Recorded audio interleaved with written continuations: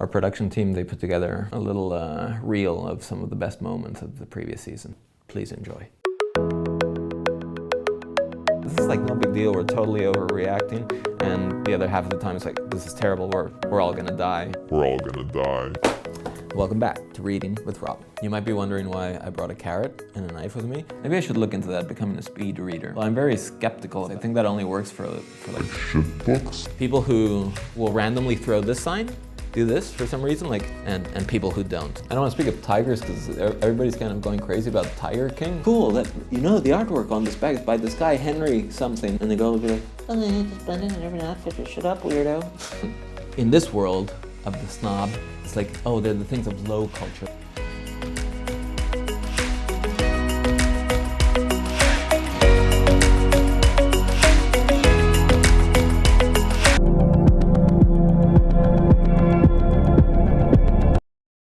Hey, hi everybody, how you guys doing? Good to see you again. We're right now on our little spring break for Reading with Robin, preparing Season 2. Season 1 was full of excitement, a lot of emotions lived. It was good to have you along for the ride, and that's given us quite a bit of inspiration to just make it bigger, better, and badder-asser in Season 2. This week I don't have any readings prepared. As I said, we're in the interim, so I just thought I'd check in, see how everybody's doing, see if you have any concerns. I'm straight in the camera crooked. Can't really tell. Nah, fix it in post. Give learning German another try. I guess that could have been a project for the pandemic, although it's almost over now, so probably not enough time to learn German. Wovon man nicht sprechen kann, darüber muss man schweigen. Muss man schweigen. Schweigen. Darüber man nicht sprechen kann. Wovon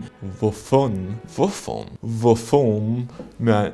Okay, I'm gonna try it with an Anglophone accent. I think that works better for any language. Wovon man nicht sprechen kann. Wovon man nicht. Nicht, that's not how, as an Anglophone, will we say nicht? Nicht. Wovon man nicht sprechen kann. Darüber muss man schweigen. Darüber muss man schweigen. Darüber muss man schweigen. Homework. Find out what that means and who said it best.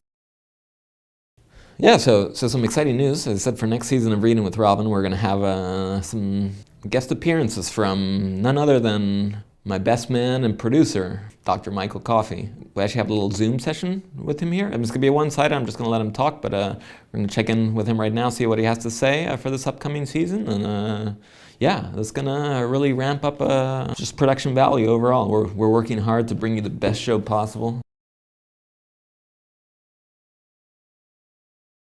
Hey there, my name is Dr. Michael Coffey. You can call me Michael Coffey.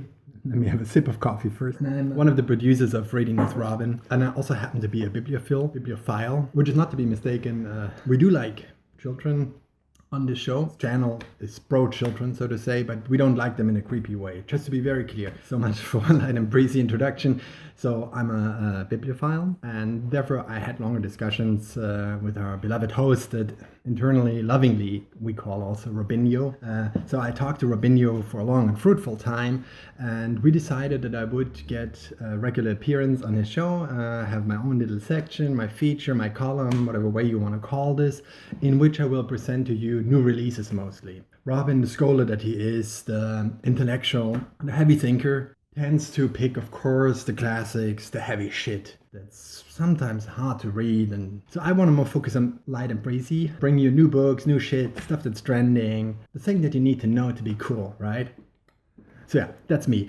And that's what I'm planning to do. And I will start today with a little reading already. But before that, maybe a few more details about me. You know already, I'm not just the money guy behind the show. I'm also interested in books. Where am I? I am in France. Now, outside of our strong Quebecois following, our Northern American viewership may not know exactly what that is, France. So it is a country in Europe. To get roughly the dimensions, because everything here is quite tiny. Just think maybe of leaving a Costco, looking over the parking space, and then over there's also a Walmart with its own parking space, and you're wondering where does the one parking space stop and the other one begin. And it's a bit the feeling that you would have being here. So that's France, but right over here there are other famous countries, European countries such as Paris, Berlin, or Amsterdam that are probably more known to most US Americans. France is one of those. Anyway, now you know where I am. Or maybe, let me give you a few more details. How is life there? It's a bit important. And I guess I would mention two things that are very important about France. One is that it's somewhat the Hollywood of cinema, and also the Las Vegas of joie de vivre. I guess that's how you could roughly understand it. And yeah, we like good TV, which is why we're producing Reading with Robin. I guess that's enough for today. Let's now jump right into the texts that I brought. It's a German guy that I brought along today. He's quite young and, well, up and coming, a trending character. You will find him all over Twitter probably. I mean, I'm not using Twitter, but I would imagine that he's all over Twitter at the moment. He just hits the nerve of time, you know. And so this guy's name is Arthur Schopenhauer, a bit of a philosopher. And he wrote this bigger book here that I'm not going to read from. So I hope some of you are as excited as I am for what will be coming up this next season of Reading with Robin, pushing the envelope further. No expense spared in order to bring you the finest quality content. All our entertainment system is collapsing.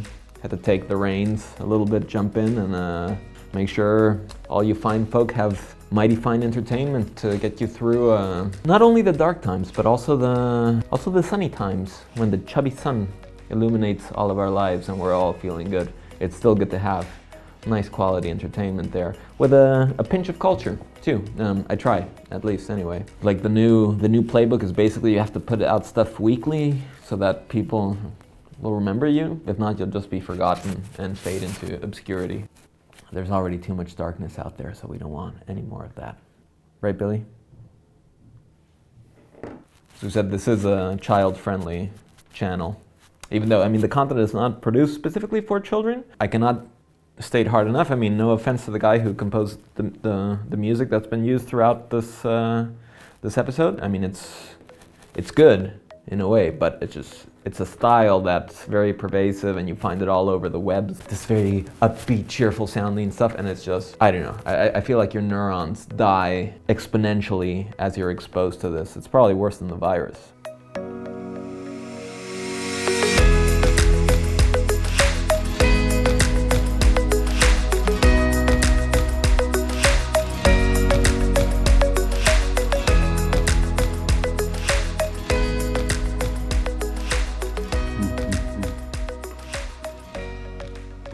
What else can you be? We're somewhere in between the spectrum, I guess. Yeah, we're like everyday, like Joe the Plumber or something. That's us, actually. But with much more money. Much more money. I mean, eventually we might switch to a full francophone production.